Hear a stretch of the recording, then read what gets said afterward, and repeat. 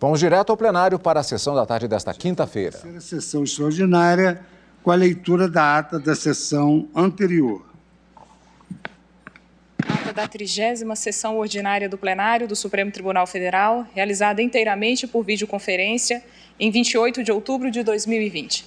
Presidência do senhor ministro Luiz Fux, presentes à sessão os senhores ministros Marco Aurélio, Gilmar Mendes, Ricardo Lewandowski, Carmen Lúcia, Dias Toffoli, Rosa Weber, Roberto Barroso, Edson Fachin e Alexandre de Moraes. Vice-procurador-geral da República, Dr. Humberto Jaques de Medeiros. Abriu-se a sessão às 14h18, sendo lida e aprovada a ata da sessão anterior. Não havendo nenhuma observação, considero aprovada a ata e faço apenas um resumo da data de ontem. Após o voto do ministro Edson Fachin, que negava provimento ao recurso ordinário e fixava a seguinte tese para o tema 998 da repercussão geral, verbis: é inadmissível a prática vexatória da revista íntima em visitas sociais, nos estabelecimentos de segregação compulsória, vedados qualquer forma ou modo o desnudamento de visitantes e a abominável inspeção de suas cavidades corporais, e a prova a partir dela é ilícita, não cabendo como escusa a ausência de equipamentos eletrônicos e radioscópicos. Nesse momento, o julgamento foi suspenso. Julgamento esse do recurso ordinário com agravo 959-620 da relatoria de Sua Excelência o ministro Edson Fachin. Pela ordem agora de votação, eu passo a palavra a Sua Excelência o ministro Alexandre de Moraes. Boa tarde, presidente. Antes de iniciar, presidente, o ministro Luiz Roberto Barroso pediu para ser admitido na sessão. Está tendo dificuldades de acesso. Não há nada de pessoal quanto a isso. Deve ser um problema da eletrônica. Eu imagino. Mas bem, o recado dado. Avisa ele que ele é sempre muito bem-vindo. O áudio aqui, o seu chega muito bem, mas o áudio dos colegas não está chegando bem. Não sei o que há. Mas o meu está dando para ouvir bem, ministro Marco Aurélio? O seu está dando para ouvir perfeitamente bem. Agora, dos tem algum... o do presidente Fux realmente está meio baixo também para mim. Está baixo? Mas vamos lá. Eu cumprimento o eminente presidente Luiz Fux, a ministra Carmen, ministra Rosa, o eminente ministro Fachin, relator. Eu quero também aqui cumprimentar todos aqueles que fizeram as sustentações orais, ótimas, todos os amici curi, também cumprimentar o eminente procurador-geral de Justiça do Rio Grande do Sul, que também assentou a tribuna, o eminente vice-procurador-geral da República, doutor Humberto Jaques, aqui novamente para nossa felicidade, acompanhando a nossa sessão. E relembrar, presidente, que aqui trata-se de um agravo em recurso extraordinário, como já dito, submetido à sistemática da repercussão geral, interposto pelo Ministério Público do Rio Grande do Sul, interposto contra acórdão da Terceira Câmara Criminal do Tribunal de Justiça do Estado do Rio Grande do Sul, que, mediante uma série, inclusive, de nulidades apontadas, acabou por absolver, alterar a decisão de primeiro grau e absolver a recorrida. Houve o recurso, houve por parte do Supremo Tribunal Federal, por unanimidade, o reconhecimento da existência de repercussão geral, nos seguintes termos, para recordarmos o essencial: constitucional, penal, revista íntima para ingresso em estabelecimento prisional.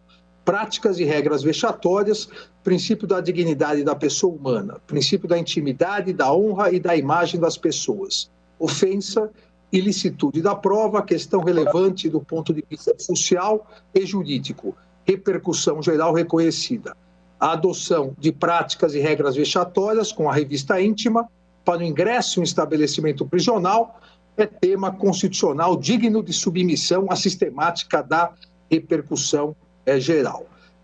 Nesses termos foi que o Supremo Tribunal Federal entendeu por bem reconhecer a repercussão geral. Presidente, não poderia deixar de iniciar o meu voto aqui com um sincero elogio ao eminente ministro Fachin, eminente ministro Edson Fachin, pelo detalhadíssimo voto, pelo completo voto, pela análise circunstanciada, não só da questão em si, mas dos seus reflexos.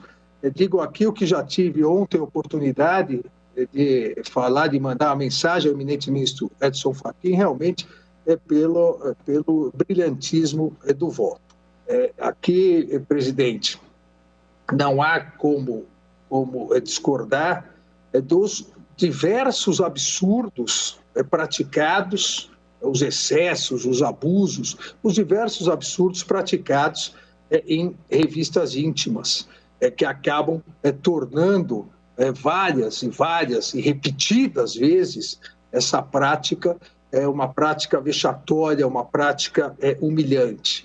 Também não há, de maneira alguma, e digo, senhor presidente, como quem desde 29 anos atrás, exatamente esse ano eu completaria agora em dezembro 29 anos de Ministério Público, 29 anos atrás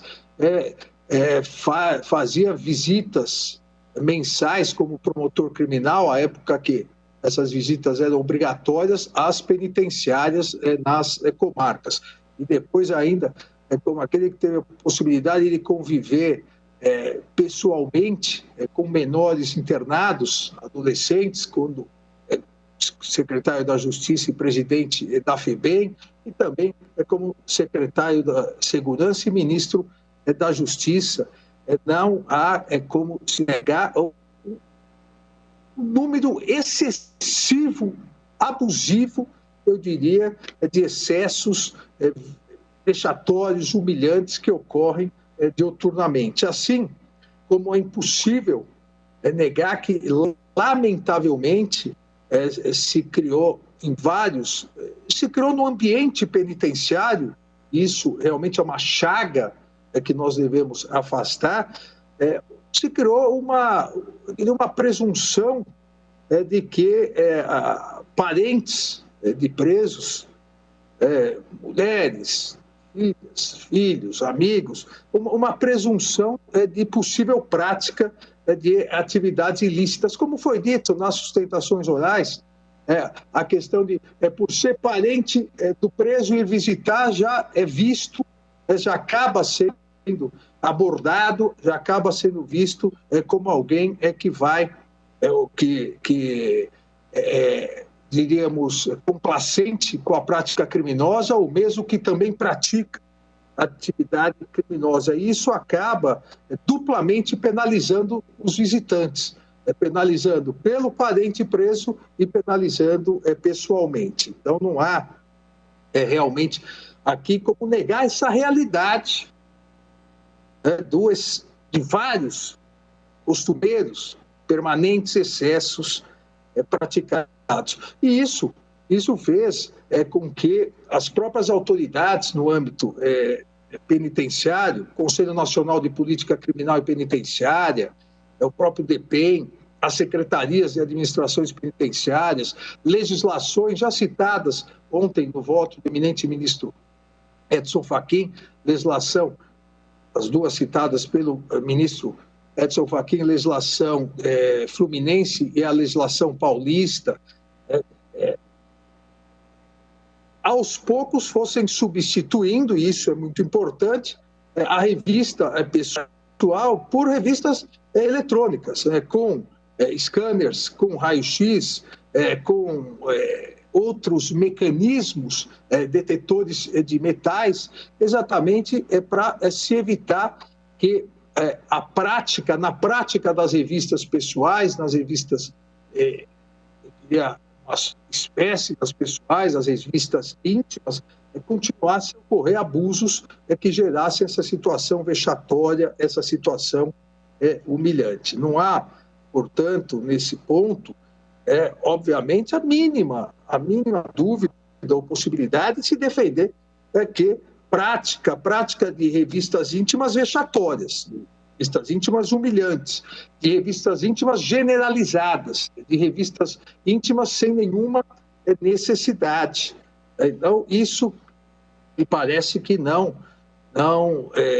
distancia nenhuma das posições, inclusive do eminente vice-procurador-geral da República, o doutor Humberto Jacques, que também bem colocou essa questão da necessidade de se valorizar e se priorizar as revistas com a utilização de equipamentos eletrônicos. E toda a legislação vem sendo editada, vem sendo manuseada nesse exato sentido.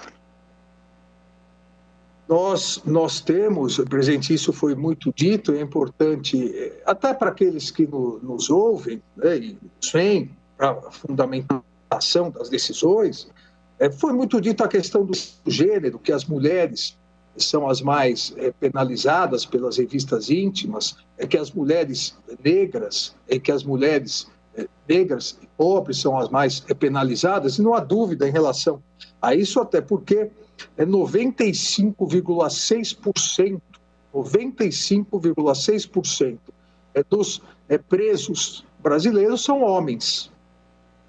E então, obviamente, o grande número de visitantes é o número feminino, das mulheres, mães principalmente, e, lamentavelmente, também aqueles que convivem no dia a dia e conhecem o assunto, sabem que nesses 4,4% de presas, de mulheres presas, infelizmente, também esses 4,4% de mulheres presas, o maior número de visitantes também é do sexo feminino. Infelizmente, o sexo masculino não é solidário com as mulheres presas, como as mulheres são solidárias com os homens presos. Então, obviamente, se reflete qualquer abuso, qualquer excesso acaba se refletindo muito mais, obviamente, nas mulheres e, obviamente, naquelas com menos condições econômicas, porque se pegarmos, e o DEPEN no final do semestre mostrou esses dados, final agora do semestre de 2020, no primeiro semestre, se pegarmos os dados também, vamos verificar que continua aquele balanceamento histórico de presos brasileiros de 30% crimes contra o patrimônio, e nesses 30% crimes contra o patrimônio, as pessoas menos privilegiadas acabam sendo presas, 33% de tráfico de drogas,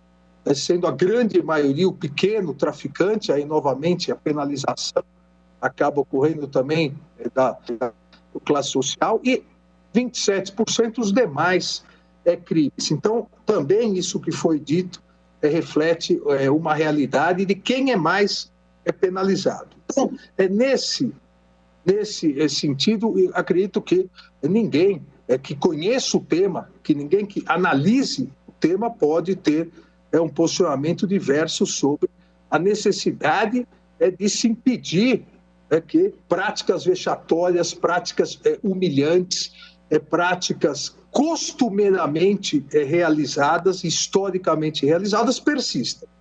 Então, não tenho a menor dúvida em relação a isso. Porém, senhor presidente, se concordo 100%, diria totalmente, com as principais premissas expostas pelo eminente ministro relator, ministro Edson Fachin, entendo importantíssimo, porque esse julgamento terá reflexos muito maiores do que a questão somente, dependendo, obviamente, das premissas fixadas, os reflexos serão muito maiores do que a questão somente da visita em estabelecimentos prisionais. Então, entendo importante apontar com devido respeito ao eminente ministro relator e às posições em contrário, algumas reflexões em sentido contrário, principalmente em relação a algumas premissas que fundamentaram e foram consolidadas na tese de Sua Excelência, na tese indicada ao final do voto pelo eminente ministro relator. Relembro a tese proposta por Sua Excelência, abre aspas, é inadmissível a prática vexatória da revista íntima em visitas sociais nos estabelecimentos de segregação compulsória. Vedados, sob qualquer forma ou modo, o desnudamento de visitantes e a abominável inspeção de suas cavidades corporais, e a prova a partir dela obtida é ilícita, não cabendo como escusa a ausência de equipamentos eletrônicos e radioscópicos. Três são meus posicionamentos diferentes em relação a alguma parte da fundamentação de Sua Excelência e as conclusões colocadas na tese. 3 pontos que quero desenvolver e apontar aos eminentes colegas aqui a necessidade de uma reflexão em virtude da possibilidade dos reflexos possíveis dependendo da decisão dessa Suprema Corte. Quais são esses 3 pontos? Primeiro ponto, revistas íntimas, a meu ver, não podem ser sempre e automaticamente definidas como vexatórias e degradantes. Não existe, a meu ver, essa possibilidade de uma automaticidade de que uma revista íntima, essa espécie de revista pessoal, que é uma revista íntima, seja automaticamente definida sempre como vexatória, humilhante e degradante. E desenvolverei aqui esse ponto, inclusive os reflexos desse Supremo Tribunal Federal, eventualmente, dar essa automaticidade que uma revista íntima é vexatória per si, isso terá efeitos catastróficos em muitos ramos da persecução penal. Segundo ponto, e obviamente a partir desse primeiro ponto, senhor presidente, se a revista íntima, entendo, não tem essa automaticidade sempre de ser vexatória e degradante, não deve ser vedada de maneira absoluta. Deve ser a excepcionalidade, no geral, mas não vedada de maneira absoluta.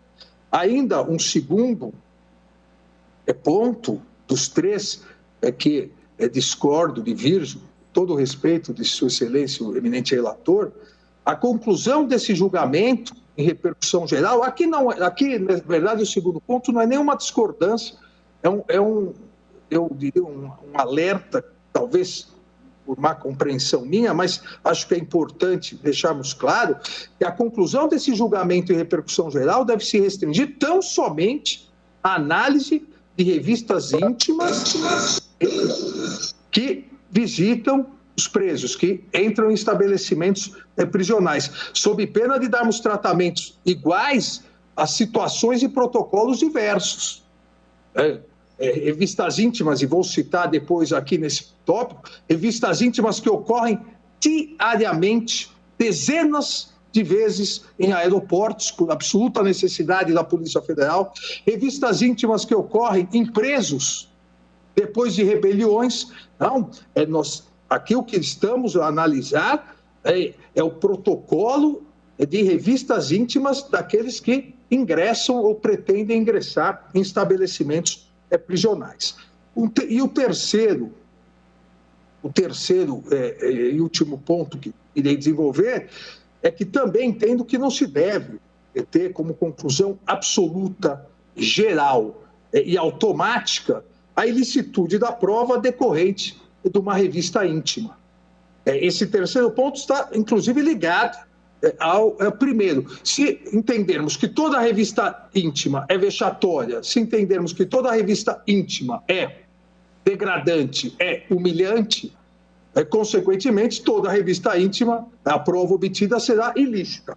Como entendo, e demonstrarei o porquê, é que isso não há essa automaticidade, então, consequentemente, também não se deve ter como conclusão absoluta, geral e automática a ilicitude de prova decorrente das revistas íntimas. Eu gostaria de recordar um caso que ganhou repercussão internacional, caso recente, que a Polícia Federal realizou uma revista íntima, na cueca de um senador da República, apreendendo, em virtude da situação, achou necessário, apreendendo dinheiro. Isso é uma revista íntima, é uma revista invasiva. Olha, essa prova automaticamente é uma prova ilícita. Por isso que digo, devemos aqui tomar muito cuidado com a definição das premissas que chegarão à conclusão, porque isso pode ser utilizado e isso irradiará reflexos muito maiores do que os somente tratados nesses autos. Então, presidente, são esses três pontos que eu tentarei, na medida do possível, porque o tema realmente é um tema importantíssimo, tentarei ser breve. O primeiro, revistas íntimas não podem, com devido respeito ao eminente ministro Fachin, aqueles que pensam contrariamente, não podem ser sempre, automaticamente, consideradas vexatórias e degradantes. Aqui, nós temos que analisar como são realizadas, o modus operandi. A questão constitucional de que trata aqui o presente recurso acaba consistindo em saber se seria lícita a prova obtida por meio de revista íntima, especificamente no caso de uma pessoa que tentou ingressar em um estabelecimento prisional. Agora, se considerarmos a priori que toda revista íntima, invasiva ou não invasiva, se ela é ilícita, ela é degradante, ela é vexatória, então toda a prova será automaticamente ilícita. Não é isso, ao meu ver, que ocorre. Em maior ou menor medida, a possibilidade de revista íntima é admitida nos mais importantes ordenamentos jurídicos do mundo. Em todos os países, em maior ou menor extensão, em todos os países que proclamam e defendem absoluto respeito aos direitos humanos. E essas revistas íntimas, com maior ou menor extensão, são admitidas seja para indivíduos inseridos no contexto dos estabelecimentos prisionais, sejam os presos, sejam os visitantes, seja em relação a outras atividades de aeroporto, atividades de investigação.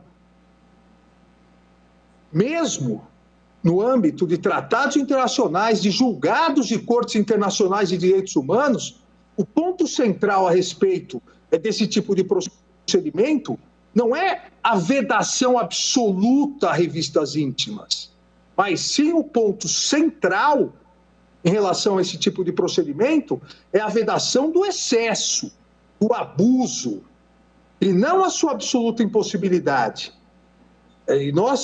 E citarei aqui, inclusive, dois casos que foram tratados pelo eminente ministro Edson Fachin.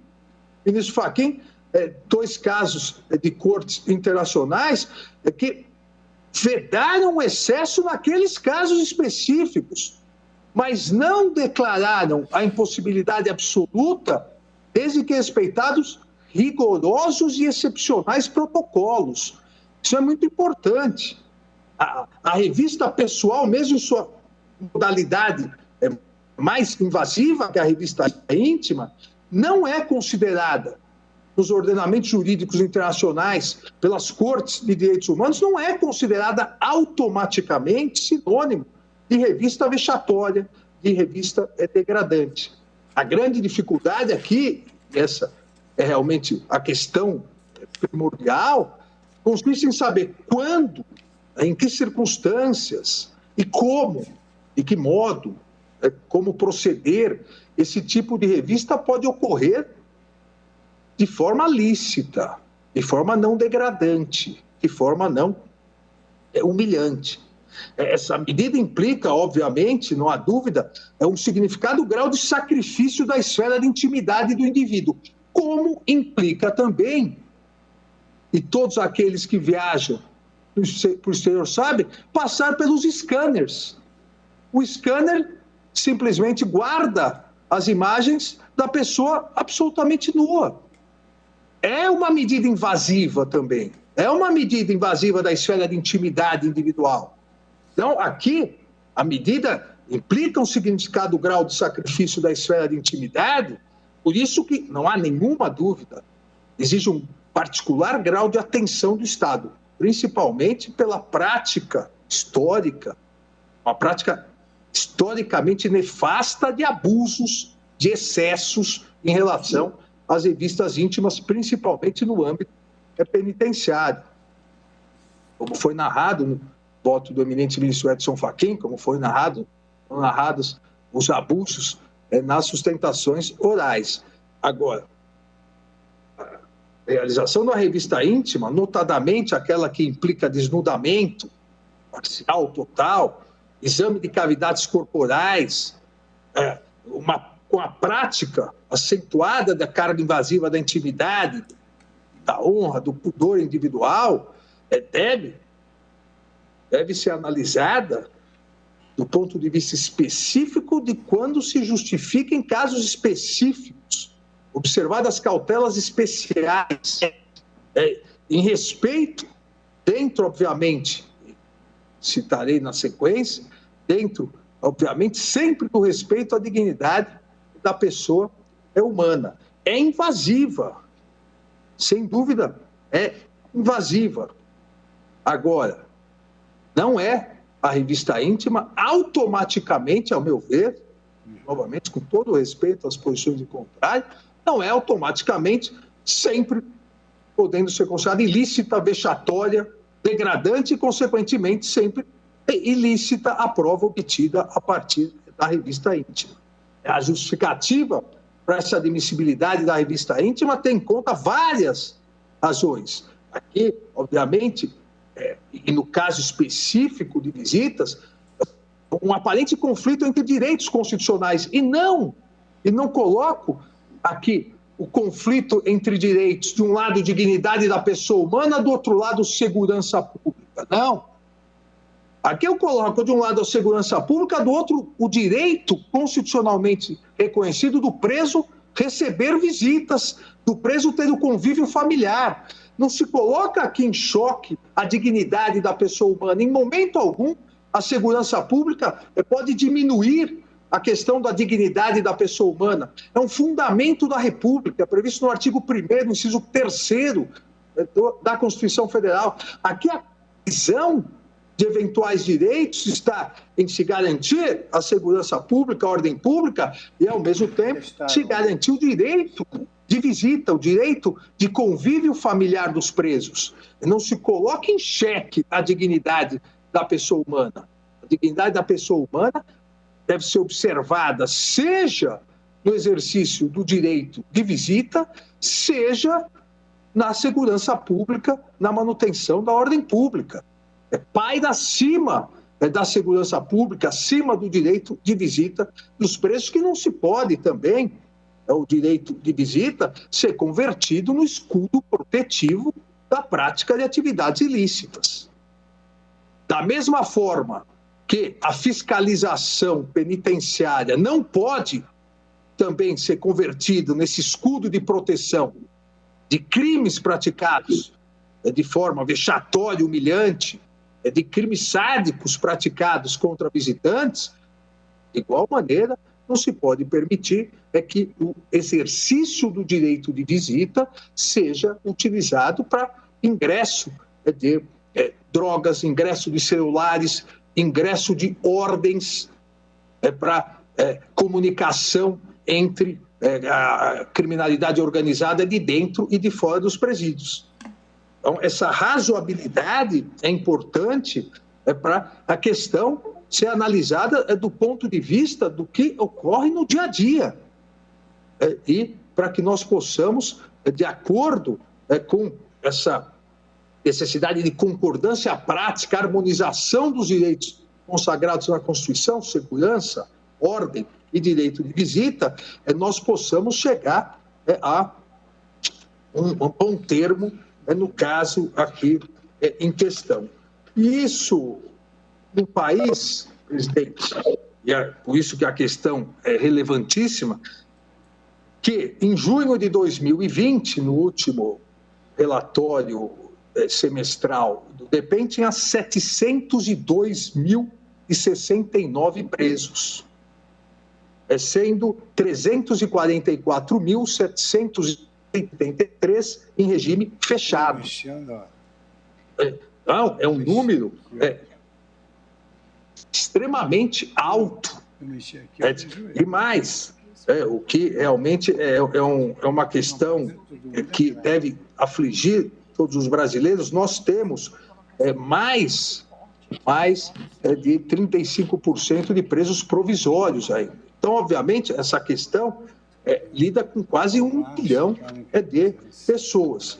Mas não podemos também, e aqui, às vezes, os percentuais podem ser utilizados de uma forma que acabam não dando a realidade e a necessidade das revistas, com todas as revistas realizadas, com todo aparelhamento tecnológico que foi sendo ampliado, só no primeiro semestre de 2020 foram apreendidos nas revistas feitas, esses dados são do DEPEN, foram apreendidos nas revistas feitas dos visitantes no ingresso dos presídios, foram apreendidos 28.512 componentes e acessórios de aparelhos celulares.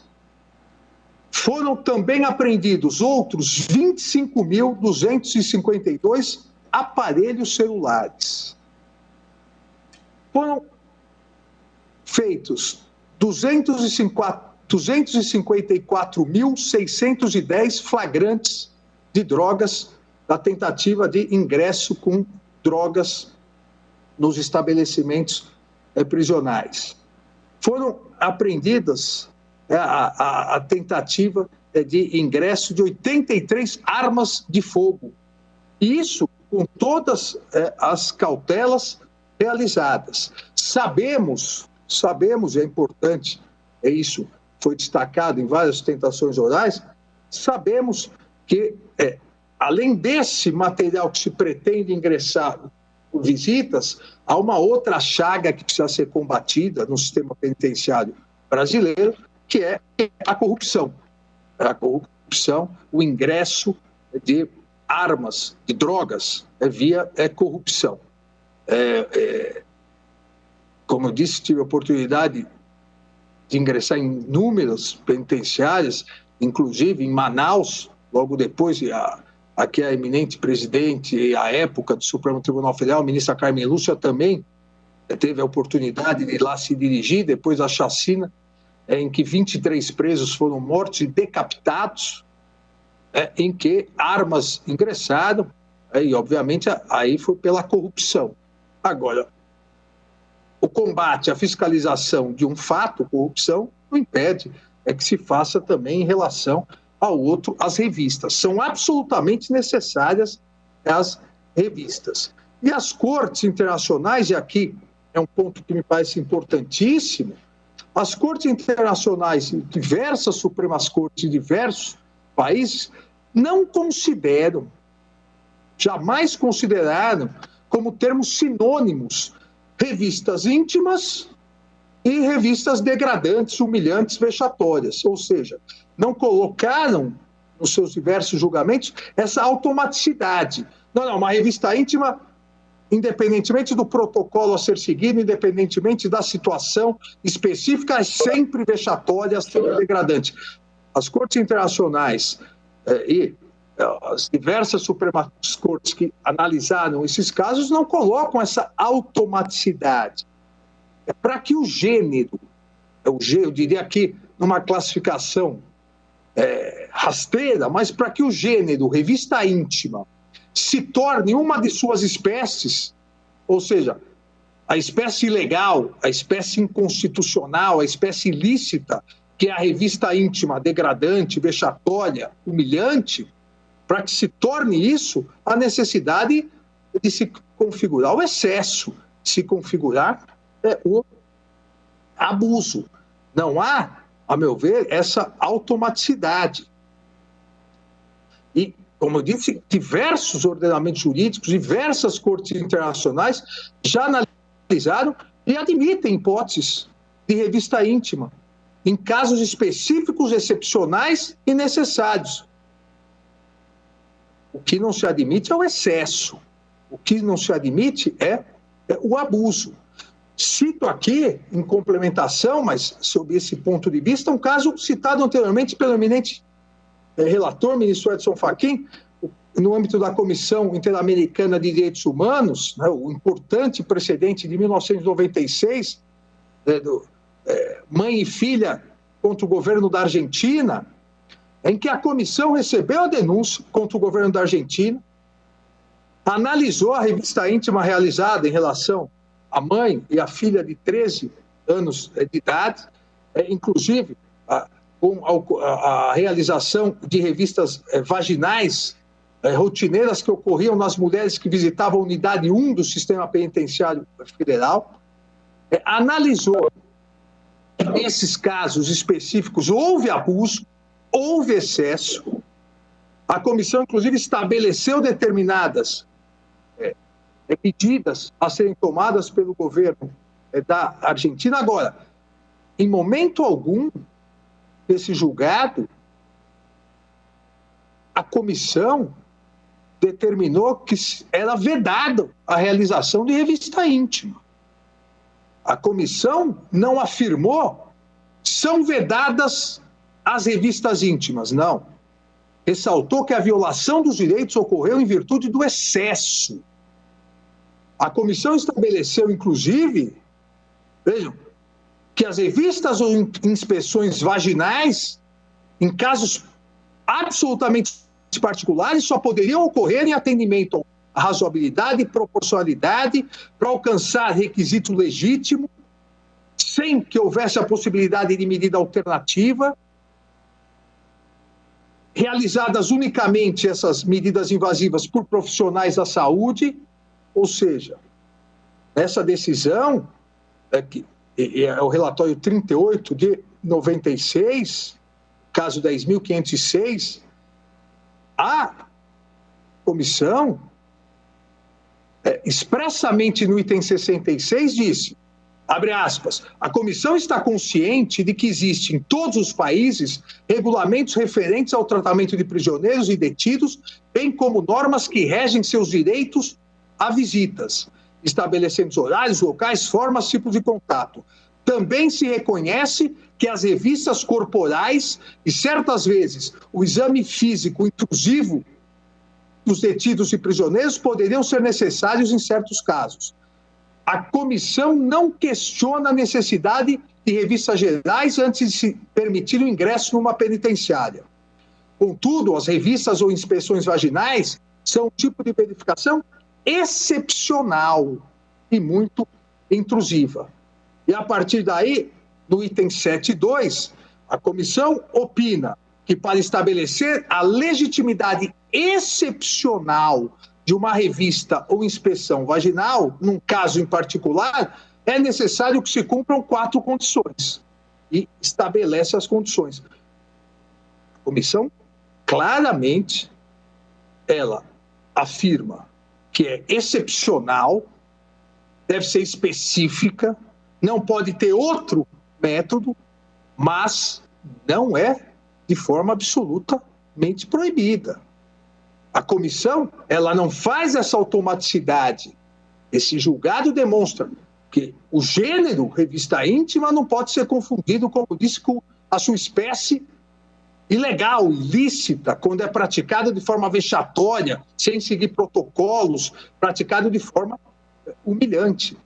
mesmo caso também citado nas várias sustentações orais memoriais da Corte Interamericana de Direitos Humanos, o caso também, salvo engano, citado pelo eminente ministro Edson Fachin, o caso do presídio Miguel Castro e Peru, julgado em 2006, em que, depois de uma ação de agentes de segurança, morreram dezenas de presos, e a Corte Interamericana também reconheceu o excesso, também reconheceu que as visitas íntimas realizadas por policiais do sexo masculino em mulheres, encapuçados, sem luvas, com emprego de força, brutalidade, com claro objetivo de intimidação e abuso, caracterizaram, como ninguém discorda, flagrante violência de gênero contra a mulher.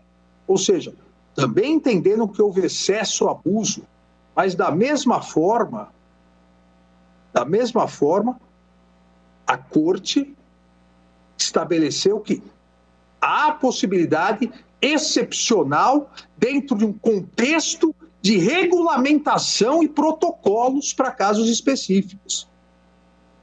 Há outro importante caso citado no direito comparado, Suprema Corte do Chile, um caso recente, agora de 7 de setembro de 2017, Complexo Prisional La Serena e Centro de Detenção Preventiva de Ovalle, contra o Instituto Nacional de Direitos Humanos, agora 7 de nove de 2017, que também se reconheceu o abuso, também se reconheceu a prática vexatória, a prática humilhante naquele caso específico.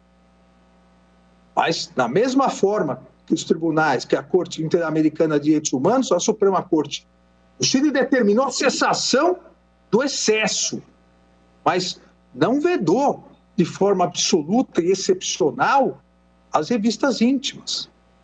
A Corte Constitucional da Colômbia, na sentença 269, em 2002, mesma questão, a vedação ao excesso, a vedação ao abuso, sempre a excepcionalidade desse procedimento, sempre a excepcionalidade, mas não a vedação absoluta. A própria Corte colombiana, a Corte Constitucional colombiana, reconheceu que as realizações dessas revistas íntimas devem ser conduzidas de acordo com o protocolo, de forma adequada, e se não houver outro método a ser realizado e demonstrado, no caso específico, a sua absoluta necessidade. E vou mais além. As regras prisionais da União Europeia, a despeito, todos sabemos, do seu caráter recomendatório, não obrigatório, mas as regras prisionais da União Europeia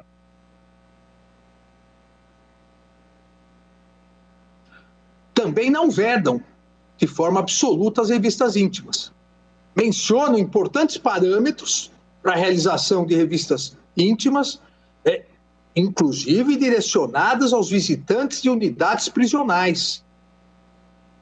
O artigo 54 das regras prisionais da União Europeia exige a definição de um procedimento, um protocolo extremamente definido, a existência de previsão em lei, o adequado treinamento de funcionários, a proibição do tratamento humilhante quando do procedimento de busca, a condução da diligência da revista íntima para o funcionário do mesmo sexo da pessoa revistada.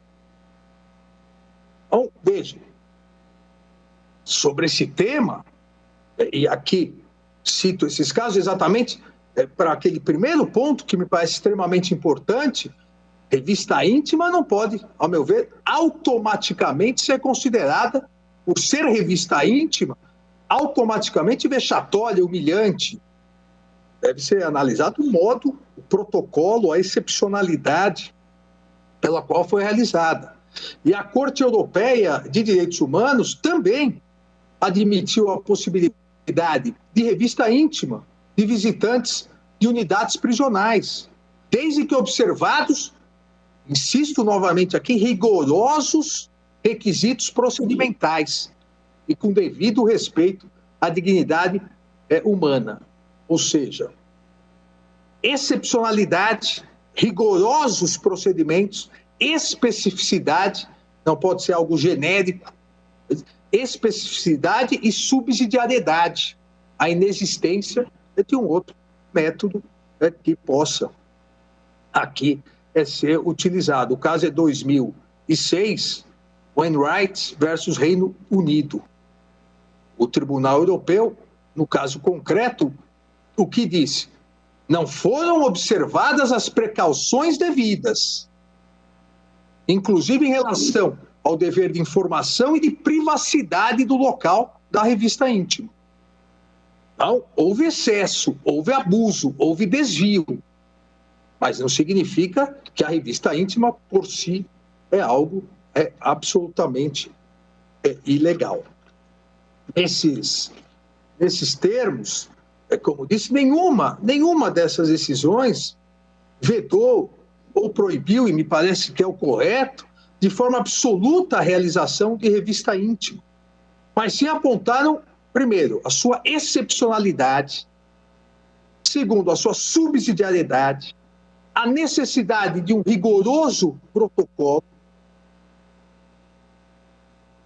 a necessidade de se apontar, no caso específico, não genericamente, o porquê, a necessidade daquela revista íntima e uma plena responsabilização de abusos e excessos que, no transcorrer da revista íntima, desrespeitem ou humilhem ou sejam praticados de forma vexatória contra a honra e a dignidade da pessoa, especialmente aqui, como falamos, que ocorre em quase 99% dos casos, das mulheres.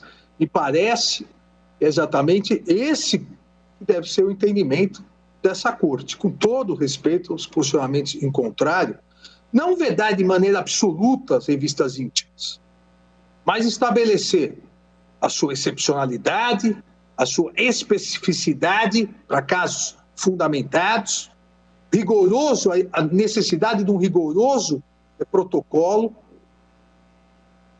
para que se vede, para que se diminua e se responsabilize eventualmente quando ocorrer os excessos, o abuso. O excesso e o abuso é que transforma a revista íntima em algo degradante, em algo vexatório. E isso é extremamente importante porque, senão, nós estaríamos a vedar uma forma que o mundo todo aceita de revista, que é a revista íntima, e aqui sem, obviamente, sempre seguirmos os parâmetros da relevância das lições tiradas do direito comparado, mas é importante aqui porque também essa análise do direito comparado, para esse caso concreto, é extremamente importante.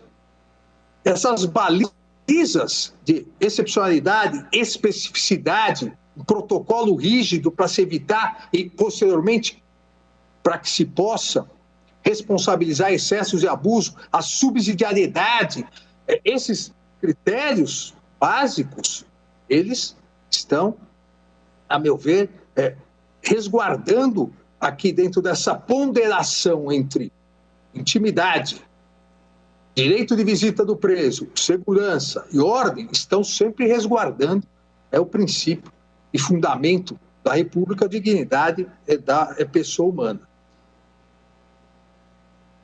E é importante ter em mente que, em alguns casos, scanners não resolvem, raio-x não resolvem. Veja, nós temos em casos que envolvem, como eu disse, mais de 700 mil presos, então milhões de pessoas que visitam, milhões, somando todos, mais de 1 milhão de pessoas entre presos, visitantes, servidores, agentes penitenciários, nós não podemos ignorar a realidade. Há casos em que, primeiro que Nem todos os estabelecimentos prisionais têm scanner. Ah, mas deveriam ter. Concordo plenamente. Deveriam ter, como todos os hospitais deveriam ter UTI. Isso é uma questão de se conquistar, está se ampliando. Pouquíssimos têm scanners. A maioria já tem raio-x. E temos que avançar. Agora, há casos em que scanners e raio-x não funcionam muito. Eu peguei aqui dois casos concretos. São casos concretos e importantes. Um deles, agora eu só preciso achar, um deles ocorreu numa visita na penitenciária de Assis.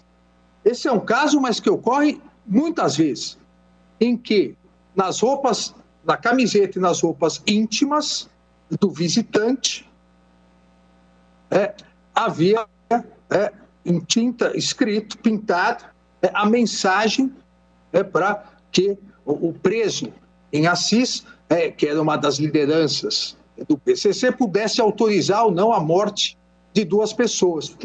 Não passou pelo raio-x, quer dizer, é o contrário, passou pelo raio-x, mas absolutamente impossível se detectar. É uma camiseta, camisa, escritos. Houve o quê? Houve denúncia anônima. Um outro caso, que é mais conhecido, na penitenciária de Presidente Venceslau, onde, da mesma forma, dentro da vagina da visitante, havia uma mensagem em papel no absorvente íntimo, que seria levada a um dos grandes líderes do PCC, o Marcola. Isso são realidades. São casos excepcionais, mas a mensagem, inclusive, é para autorizar a morte de um promotor de justiça do Estado de São Paulo. Então, vejam, há necessidade excepcional, às vezes, da revista íntima. A revista íntima não pode, a meu ver, ser automaticamente colocada como algo ilegal, como algo sempre vexatório.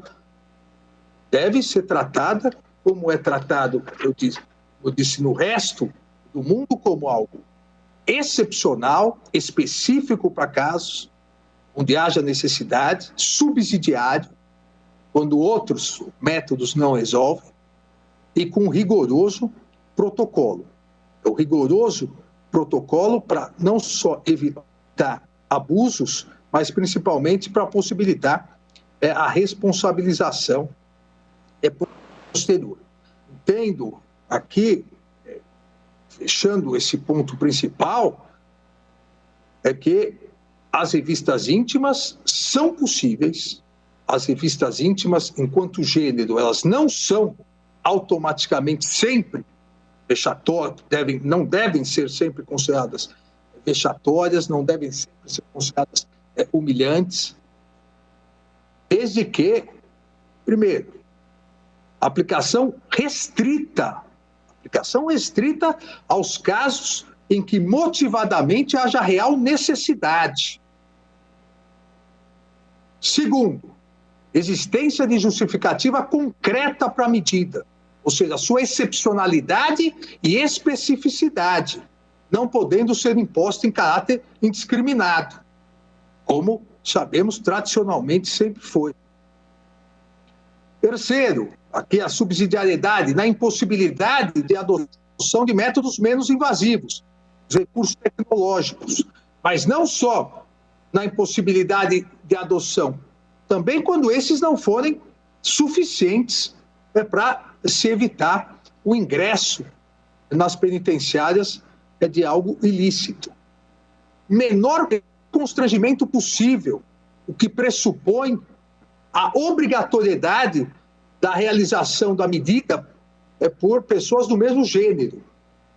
E no caso do contato físico invasivo, obrigatoriamente médicos, e que vem ocorrendo hoje por determinação partir da legislação estadual de São Paulo e por determinação da Secretaria de Assuntos Penitenciários, no caso da necessidade da revista íntima, em havendo a concordância para que não perca a visita, é encaminhado ao ambulatório para que seja realizado, se for invasiva, por médico.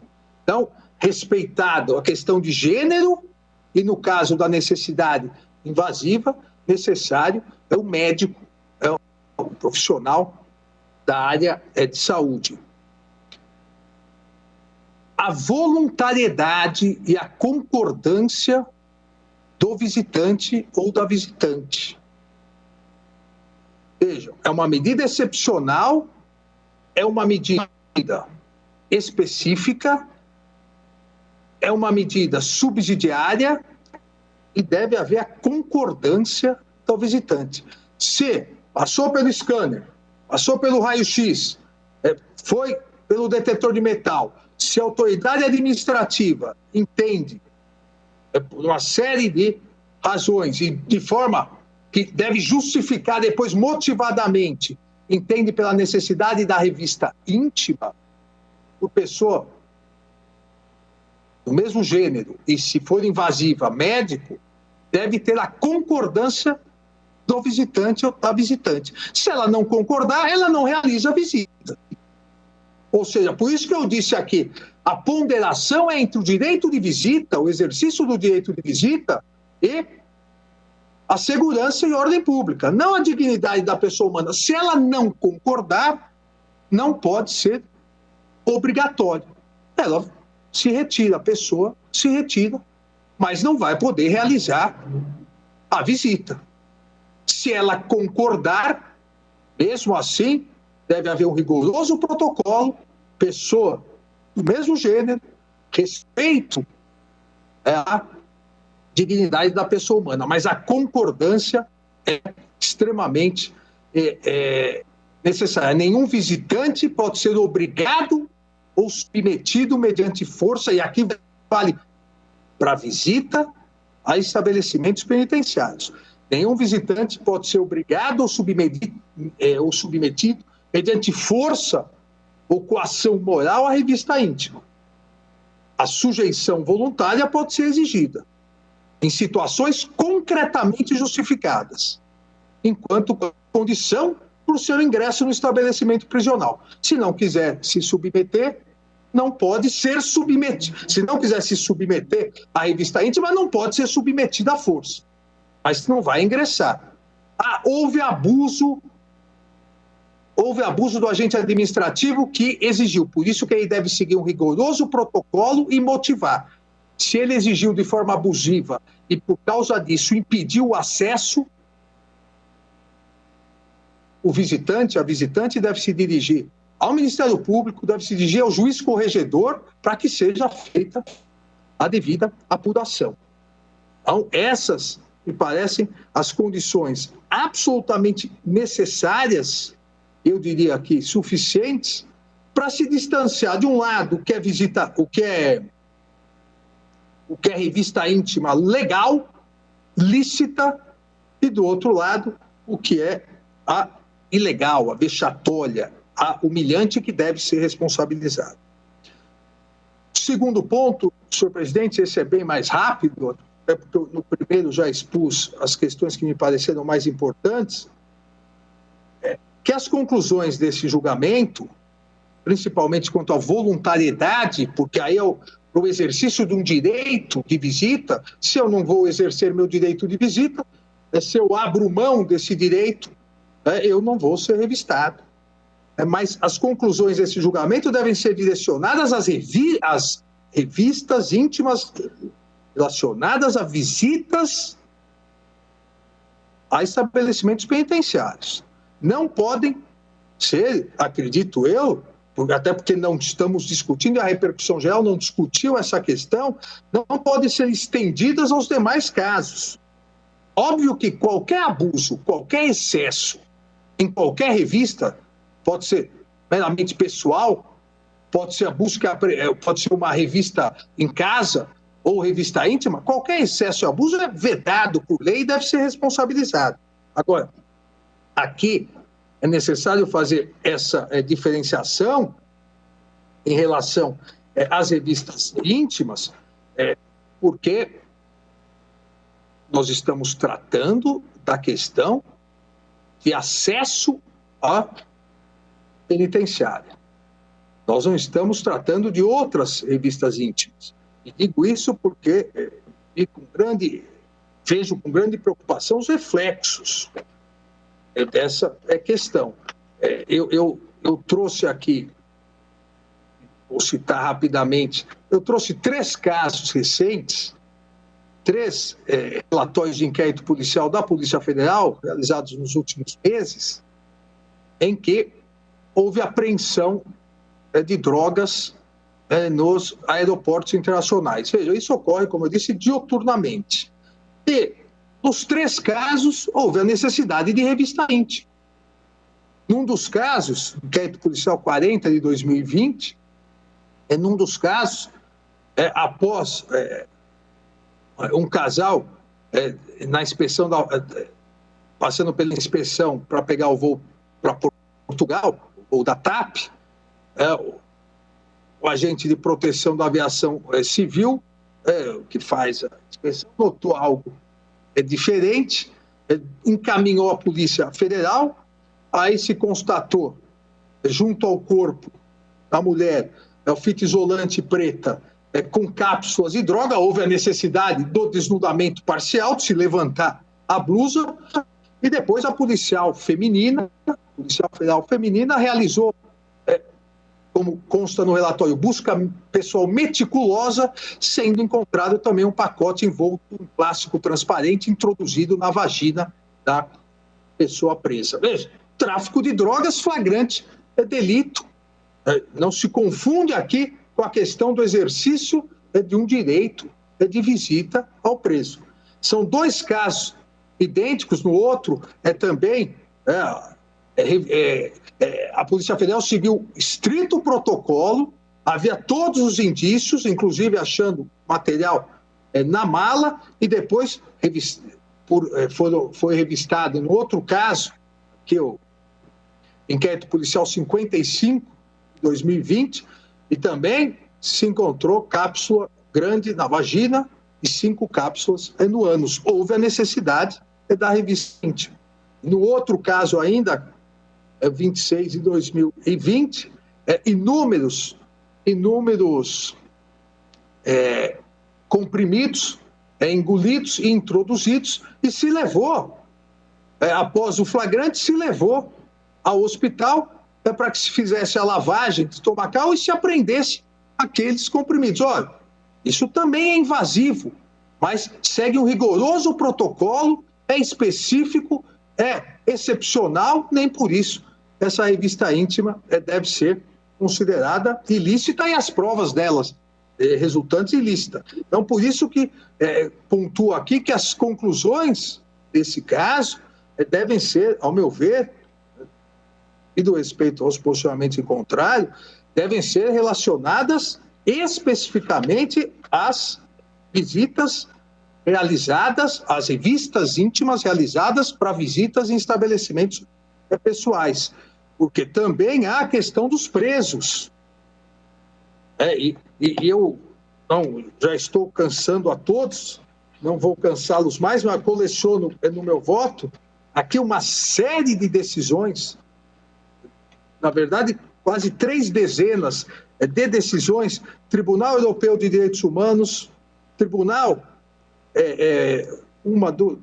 9 decisões do Tribunal Europeu de Direitos Humanos, no caso de revista íntima em presos, principalmente após rebeliões, ou quando um preso é transferido de um presídio para o outro, a possibilidade do desnudamento parcial ou total, a possibilidade de inspeção de cavidade ou orifício corporal ou genital, também decisão da Corte Federal Constitucional da Alemanha, da Suprema Corte norte-americana, a possibilidade, após rebeliões para a revista de presos, de agachamento e outros movimentos corporais, Tribunal Europeu de Direitos Humanos, Comitê de Direitos Humanos da ONU, Corte Constitucional da Colômbia, em relação aos presos aqui.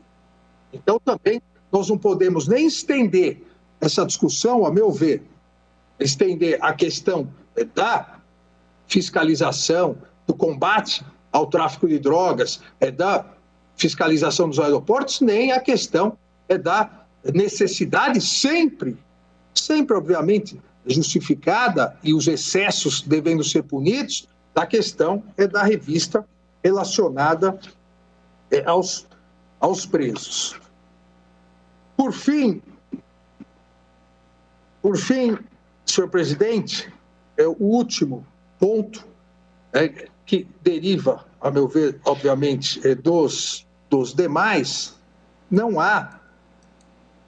se não há a automaticidade da revista íntima, sempre, de forma genérica, geral, absoluta, sempre ser considerada vexatória, sempre ser considerada ilícita, sempre ser considerada degradante, consequentemente, entendo que não se deve ter como conclusão absoluta, geral, automática, a presunção definitiva a ilicitude de provas obtidas a partir de revistas íntimas, sendo necessário, ao meu ver, ao magistrado, caso a caso, identificar se a revista íntima foi feita com abuso, foi feita com excesso, foi feita fora do protocolo, ou seja, o item 1 está relacionado totalmente com o item 3.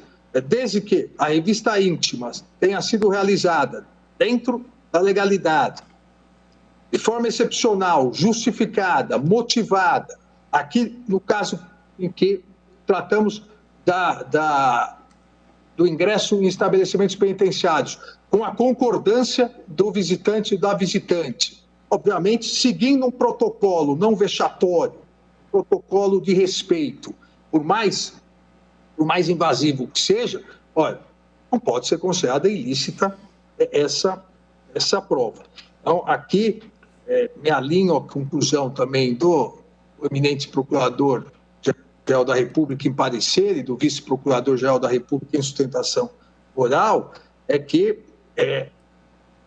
a revista íntima não gera automaticamente também a ilicitude da prova. Aqui vai depender, a sua ilicitude vai depender do excesso, do abuso na condução da medida, da ilegalidade na realização da medida, do desrespeito ao protocolo, da forma vexatória ou degradante com a qual foi realizada, da coação a ser realizada, só que isso exige uma análise caso a caso e não uma análise a priori para todos os casos. Dessa forma, aqui, presidente, em conclusão, no caso concreto,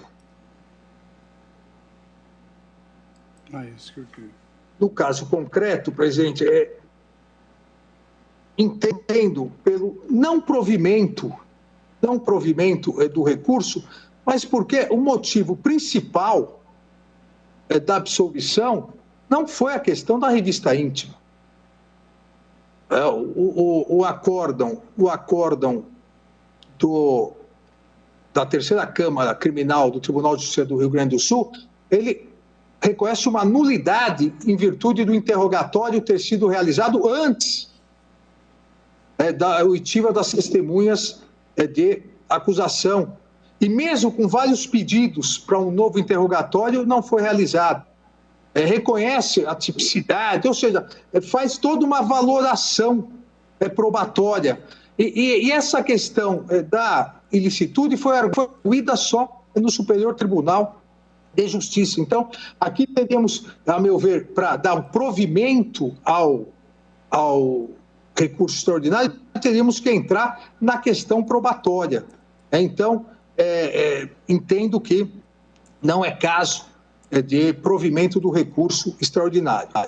Agora, em relação à tese, todo o respeito ao eminente ministro relator, ministro Edson Fachin, eu discordo da tese e proponho a seguinte tese: a revista íntima para ingresso em estabelecimentos prisionais será excepcional, devidamente motivada para cada caso específico e dependerá da concordância do visitante, somente podendo ser realizada de acordo com protocolos pré-estabelecidos e por pessoas do mesmo gênero, obrigatoriamente médicos, na hipótese de exames invasivos. O excesso ou abuso na realização da revista íntima acarretarão responsabilidade do agente público ou médico e ilicitude de eventual prova obtida. Caso não haja concordância do visitante, a autoridade administrativa poderá impedir a realização da visita. É como voto, senhor presidente, e peço escusas pelo alongado do voto. Não, muito obrigado, ministro Alexandre de Moraes, que fez exatamente o contraponto baseado na realidade em relação ao minucioso e brilhante voto do ministro Edson Fachin e o voto de Vossa Excelência também, com bastante profundidade e peculiaridade. Quando esse processo foi pautado, apenas a título de informação para os colegas, eu verifiquei que somente 561 estabelecimentos prisionais têm scanner corporal. Alguns têm detector de metais, mas somente 561 têm scanner corporal, que dentre os instrumentos é o mais eficiente. Só apenas uma informação do Conselho Nacional de Justiça. Então, agora eu passo a palavra para o voto para a Sua Excelência, a ministra Rosa Weber. Eu insisti em participar. Peraí. Aqui a ordem. A ordem aqui, ministro Barroso, parece que hoje eu estou com alguma prevenção. Não admitir na sala, estou pulando Vossa Excelência na votação, mas tudo isso porque eu me distraí aqui na leitura da ordem de votação. Então, ministro Luiz Roberto Barroso para o voto. Podemos prescindir da inteligência de Vossa Excelência de jeito nenhum. Muito obrigado, presidente. Boa tarde a todos. Ministra Carmen Lúcia, ministra Rosa Weber, pesados colegas, senhor vice-procurador-geral da República, senhores advogados que deram um show na tribuna, um conjunto de sustentações brilhantes e impressionantes. E, presidente, é verdade, eu desde cedo eu não consegui entrar na sessão porque não me admitiam na sessão, achei que fosse ordem de Vossa Excelência. Mas, na verdade, é porque eu estou fora e usando um computador diferente e o nome do computador não foi reconhecido, por isso que não haviam me autorizado a participação. O caso é tão difícil, é tão complexo, que até podia ser uma opção mesmo, viu? Eu ouvi muito impressionado as sustentações, ouvi muito impressionado o voto do ministro Luiz Edson Fachin e agora ouvi muito impressionado o voto do ministro Alexandre de Moraes. Eu cumprimento desde logo o voto do ministro Luiz Edson Fachin, relator, um voto erudito que percorreu o direito comparado às decisões de tribunais internacionais e fez um minucioso relato dos pontos que, ao ver de Sua Excelência, eram vulnerados por essa possibilidade de revista íntima vexatória. E também ouvi com muito interesse a fartura de dados e argumentos pragmáticos trazidos pelo ministro Alexandre de Moraes, com a experiência que já teve em diferentes níveis da administração pública e, portanto, com um conhecimento da realidade prática que, muitas vezes, à distância não é possível ter. Eu rememoro, presidente, muito brevemente a hipótese. Na origem, a recorrida foi denunciada por crime de tráfico por tentar ingressar em um presídio com 90,06 gramas de maconha em sua cavidade íntima. A questão jurídica central aqui é saber se essa prova obtida através de revista íntima deve ser considerada ilegal. Eu não tenho muita dificuldade de já antecipar que, quer pelo critério do relator, ministro Luiz Edson Fachin, como pelo critério que agora propõe o ministro Alexandre de Moraes, essa prova é manifestamente ilícita na minha visão, porque aqueles diferentes itens que o ministro Alexandre listou de excepcionalidade, protocolo, fundamentação, subsidiariedade e presença de um médico, nenhum deles estava presente. Portanto, já de logo eu antecipo a minha adesão à solução do caso concreto proposta pelo ministro Luiz Edson Fachin, endossando a decisão do Tribunal de Justiça do Rio Grande do Sul, que tinha outros fundamentos também, mas tinha esse em particular, e acho que por qualquer critério, seja do ministro Fachin, seja do ministro Alexandre, a solução do caso concreto é a negativa de provimento ao recurso extraordinário do Ministério Público do Estado do Rio Grande do Sul.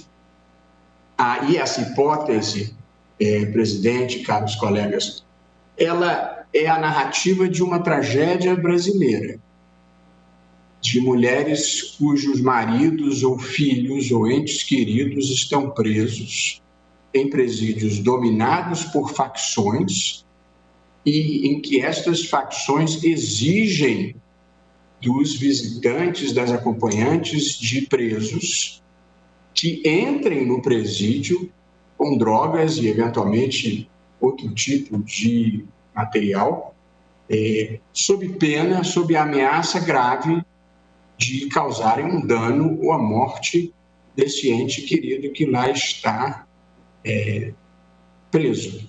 A própria caracterização desse fato como crime já é complexa, porque em certos casos é quase uma hipótese de inexigibilidade de conduta diversa dessa mulher para salvar, muitas vezes, a vida do companheiro ou do filho que está preso. E como todos saberão, muitos saberão, a maior parte das mulheres que está presa no sistema penitenciário está presa por delitos associados a drogas. E, com muita frequência, o delito é precisamente esse, que é tratado neste caso, tentativa de ingresso com drogas no presídio. Eu destacaria, presidente, como informações relevantes, as conclusões que foram trazidas, e eu procurei sintetizar, pelos diferentes amici curiae que se manifestaram pelo desprovimento do recurso extraordinário. Em síntese, eles arguíram o seguinte: que o procedimento da revista íntima empregada nos estabelecimentos prisionais configura tratamento vexatório e degradante aos que a eles são submetidos, violando a dignidade da pessoa humana e os direitos à honra e à intimidade. Por consenso quanto a esse ponto, dos amici curiae. 2, que as revistas íntimas resultam em pouquíssimas apreensões de objetos proibidos e que, portanto, são, em última análise, ineficazes a garantir a segurança nos estabelecimentos prisionais. Terceiro ponto de consenso dos amici curiae foi a existência de regras estaduais e internacionais vedando o procedimento de revista íntima e determinando a utilização de métodos alternativos como instrumentos de inspeção eletrônica. E eu aqui destacaria duas passagens que me impressionaram particularmente nas sustentações orais que eu vi com atenção e com interesse.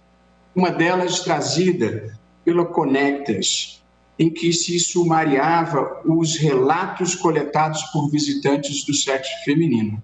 abro aspas, as mulheres descrevem o mesmo procedimento, despir-se completamente para agachar 3 ou mais vezes, abrir bem as pernas, abrir a vagina com as mãos, de modo que seja possível a visualização de seu canal vaginal, além de ter que fazer movimentos enquanto nuas, fecho aspas.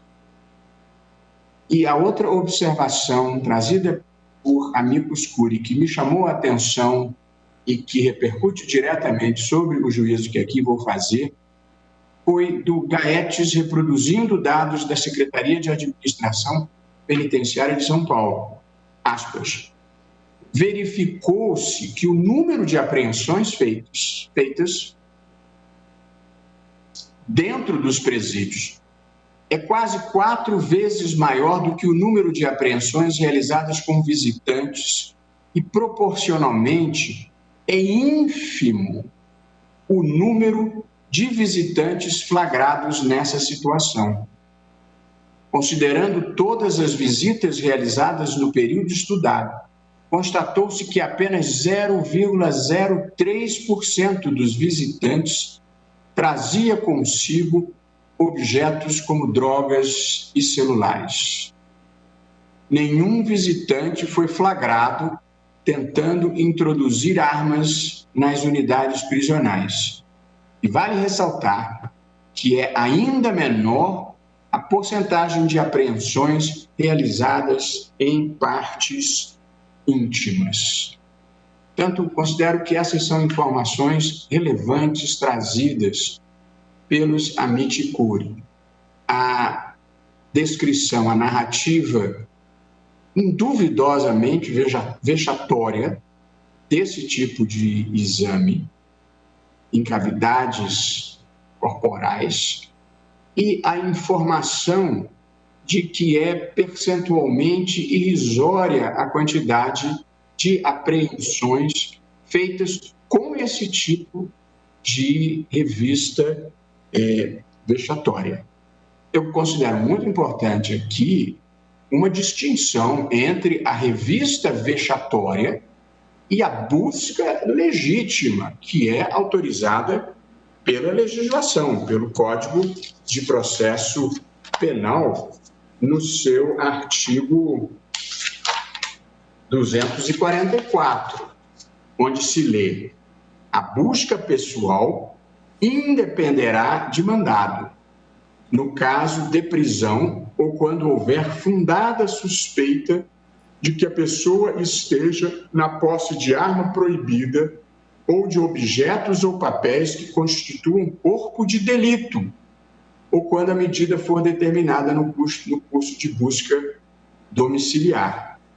Portanto, aqui, a busca pessoal, que é a revista manual, normalmente sobre a própria roupa, na qual eu enquadraria um caso recente e de grande repercussão, em que, durante uma busca domiciliar, o indivíduo escondeu dinheiros nas vestes e fazia volume. E, diante da fundada suspeita, a autoridade policial fez a busca pessoal. Portanto, essa é uma situação perfeitamente legítima e diferente, a meu ver, de uma busca em cavidades corporais. Portanto, considero importante também aqui dizer que a busca pessoal, diante de algum indício de ocultação de objeto de delito, é perfeitamente legítima. O recorrente, que é o Ministério Público do Estado de São Paulo, prestigiado, merecidamente prestigiado, o Ministério Público do Estado do Rio Grande do Sul, sustenta na sua linha de argumentação uma ponderação entre dignidade e intimidade de um lado e segurança e ordem pública do outro lado. Eu tenho alguma dúvida real se esse seria efetivamente um caso de ponderação ou simplesmente um caso de limitação imanente à não violação da integridade física de uma pessoa, que é um mandamento constitucional. Eu tenho dúvida se seria aqui ponderável ou se seria pura e simplesmente um limite externo intransponível. Mas ainda que fosse possível admitir a ponderação, nós teríamos uma ponderação entre um direito fundamental, a intimidade e a integridade física e psicológica de um lado, e um interesse coletivo igualmente relevante do outro lado, que é a proteção da segurança pública. Nesses casos em que um direito fundamental se contrapõe a um interesse coletivo, é possível, sim, a ponderação, mas o ônus argumentativo para superar o direito fundamental é grande, porque na frase clássica do Ronald Dworkin, os direitos fundamentais, eles são trunfos, precisamente contra as maiorias, são trunfos contra o interesse coletivo. Portanto, essa é uma ponderação que tem que ser feita com muito cuidado, à vista de uma preferência, não uma hierarquia superior, mas uma preferência prima facie que nos países democráticos se deve ter em relação aos direitos fundamentais. Quando se admite a interferência estatal num direito fundamental, a regra que a maior parte dos países do mundo adota é verificar a proporcionalidade, a razoabilidade e proporcionalidade dessa restrição ao direito fundamental, para saber se ela passa nesse teste, que na verdade é um teste tríplice, para que se determine a sua validade ou não. Esse teste tríplice, como se sabe, ele começa pela verificação da adequação da medida ao fim visado. É preciso saber se o meio que se adota, ele é capaz de produzir os resultados visados. E aqui, das informações trazidas aos autos, e que eu narrei um pouco antes, a quantidade de materiais ilícitos a quantidade apreendida nessas revistas íntimas é insignificante em contraste com a quantidade de materiais que é efetivamente apreendida lá dentro dos presídios, inclusive armas, em que não há precedente de tentativa de ingresso com arma em revista íntima. Portanto, o resultado que se obtém com essa prática extremamente invasiva e degradante, que recai, evidentemente, sobre as mulheres, e geralmente sobre as mulheres pobres, porque a clientela do sistema penitenciário, composta por pessoas pobres, você tem uma invasividade enorme, uma situação vexatória e um resultado relativamente desimportante. Portanto, essa é uma medida que não tem se revelado adequada e suficiente para se coibir o que se pretende coibir, que é o ingresso nos presídios de materiais impróprios para lá estarem. Portanto, há uma dúvida, no mínimo, bastante razoável acerca da adequação, da propriedade dessa medida. Mas, seguindo adiante, por eventualidade, o segundo teste da razoabilidade e proporcionalidade, como se sabe, é o teste da necessidade da medida. Considera-se que a restrição a um direito fundamental, ela é legítima se ela for necessária para a realização de um fim legítimo, vírgula, inexistindo meios menos gravosos de se produzir o mesmo resultado.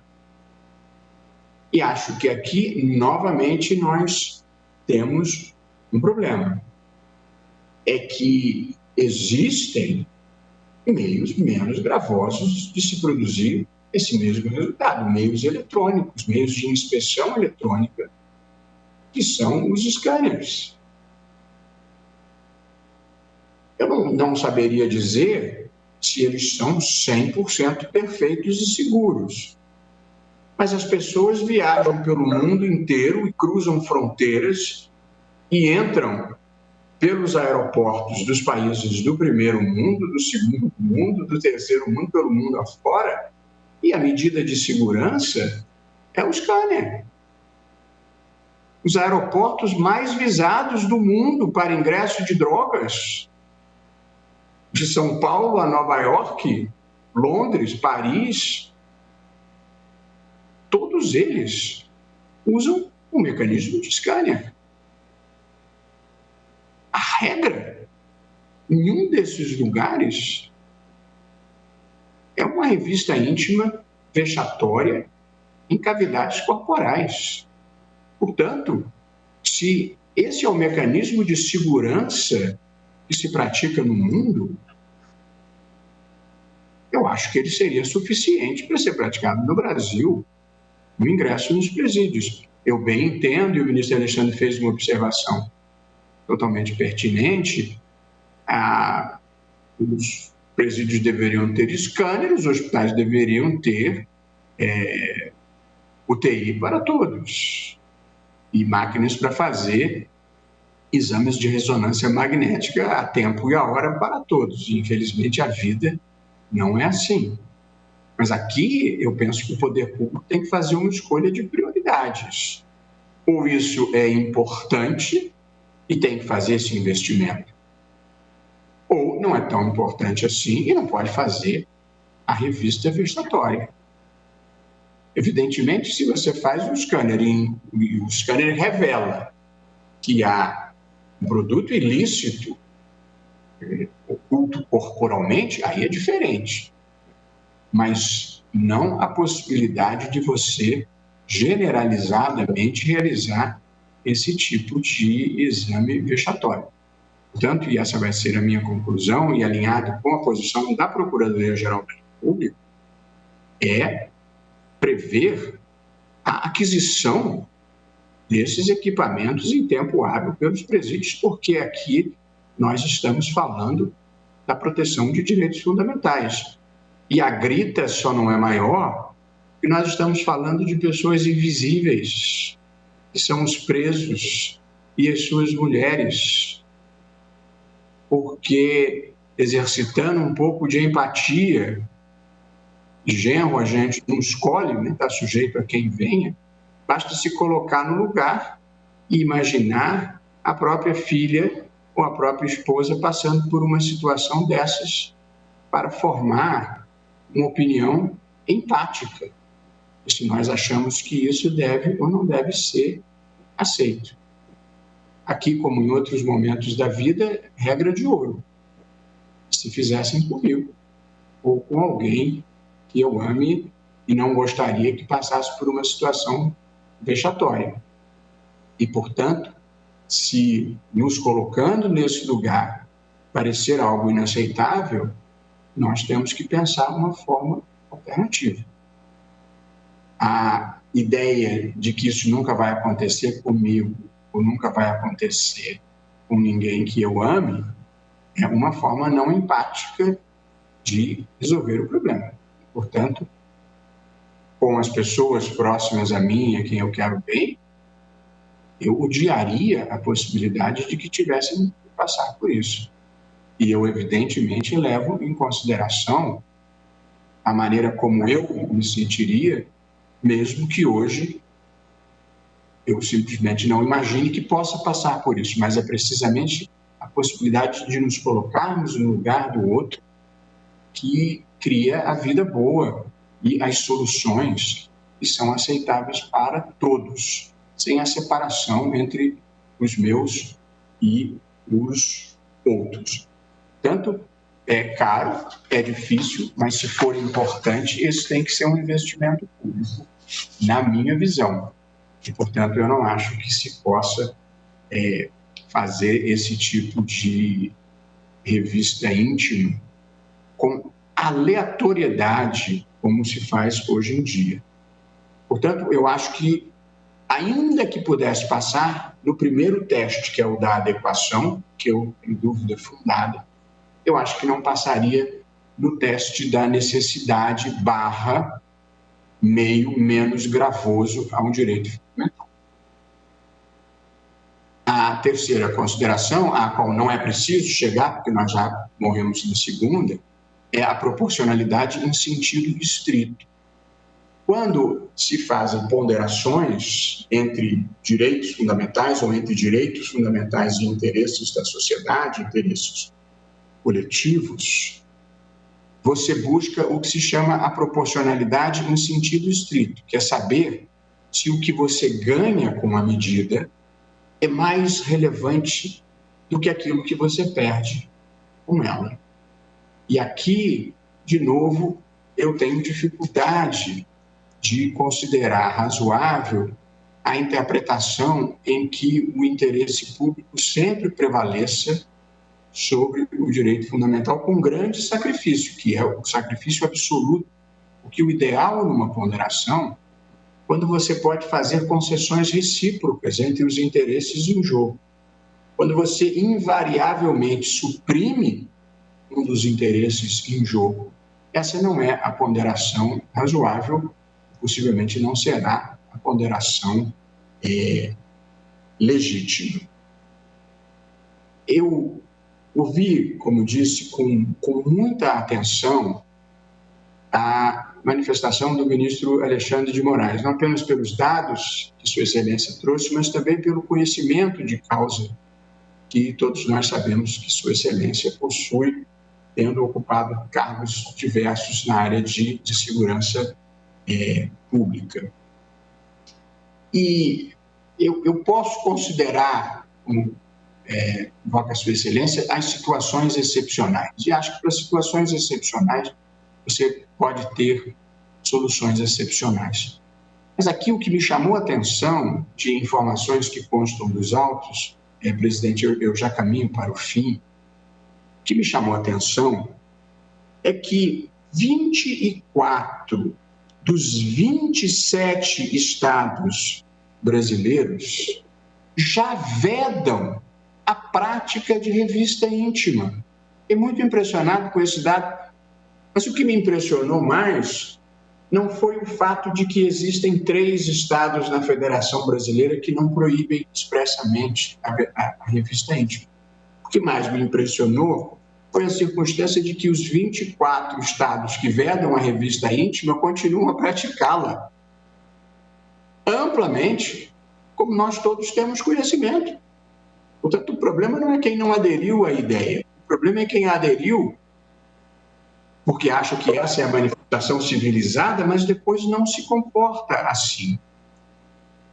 E as considerações que o ministro Alexandre traz, elas fazem todo o sentido, apesar da dificuldade da sua aplicabilidade. Então, Sua Excelência destacou a excepcionalidade, quando nós sabemos que não é tão excepcional assim. A prática, os protocolos, muito importantes, a fundamentação, a presença de um médico para a revista íntima. No fundo, quem dera se tivesse um médico em cada presídio para acompanhar a revista íntima. E a subsidiariedade. Portanto, num plano puramente racional, eu acho que as observações do ministro Alexandre são relevantes e pertinentes. Excepcionalidade, protocolos, fundamentação, presença de médico e subsidiariedade. Mas, no mundo real em que nós vivemos, eu acho que esse catálogo de exigências não é aplicável, infelizmente, não nesse estágio civilizatório que nós estamos. Portanto, porque assim é, a gente tem que escolher um lado nessa disputa.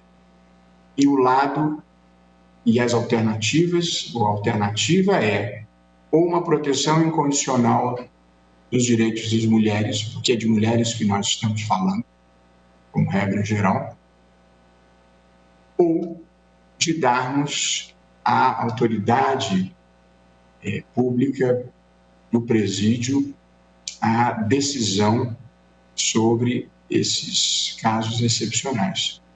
Eu tenho dificuldade, nesse caso, de dar esse poder à autoridade, sobretudo porque acho que nós temos uma solução, que é a do scanner, que elimina essa situação vexatória. Ontem, quando eu ouvia a descrição, tirar a roupa, abaixar na frente de um espelho e expor a sua intimidade genital, ninguém pode achar que isso seja uma parte natural da vida de quem já está passando pela provação imensa de ter um ente querido no sistema penitenciário. Portanto, aqui, qualquer solução é subótima, porque impedir a revista íntima pode acarretar, em casos noticiados, o acesso de produtos que não deveriam ingressar. É fato. Por outro lado, a alternativa é um exame vexatório, afrontoso à dignidade e à intimidade das mulheres. Que eu acho que, se no geral nós estivéssemos falando de homens passando por isso aqui, nem haveria essa discussão. Imaginar que homens passassem por exames manuais nas suas cavidades corporais. Portanto, também aqui um pouco de empatia, eu acho que impulsiona a solução para o caminho da negação da possibilidade, não da busca pessoal, que essa, havendo indícios, é perfeitamente legítima e prevista na legislação, mas a revista íntima em cavidades corporais, é disso que nós estamos falando aqui. Portanto, como regra geral, quase absoluta, porque nada é absoluto nessa vida, também eu me pronuncio, presidente, contrariamente à possibilidade de revista íntima e encarecendo que a determinação do Ministério Público, uma recomendação do Ministério Público de aquisição de scanners para substituir a revista íntima em prazo de 1 ano, que foi a proposta do Ministério Público, me parece uma solução razoável. E, nesse caso concreto, eu estou aderindo à posição do relator. Eu não vou me manifestar, presidente, ainda sobre a tese, porque eu acho que ela precisará ser formatada coletivamente e talvez consigamos produzir uma posição de consenso ou de maioria expressiva. Portanto, eu estou acompanhando o relator na conclusão do caso concreto, estou acompanhando o relator no sentido de que, como regra geral, a revista íntima viola a dignidade da pessoa humana e a intimidade e não deve ser admitida. Muito obrigado. Muito obrigado, ministro Luiz Roberto Barroso. Mais uma vez, minhas escusas aí de não ter passado imediatamente a palavra a Vossa Excelência. E olha como foi importante a sua intervenção. E, tendo em vista o horário, eu vou suspender a sessão pelo tempo regimental, para depois a ministra Rosa Weber poder votar em seguida. Ministra Rosa Weber, não fica melhor assim? Está ótimo, presidente. Tá bem. Então, está suspensa a sessão pelo tempo regimental.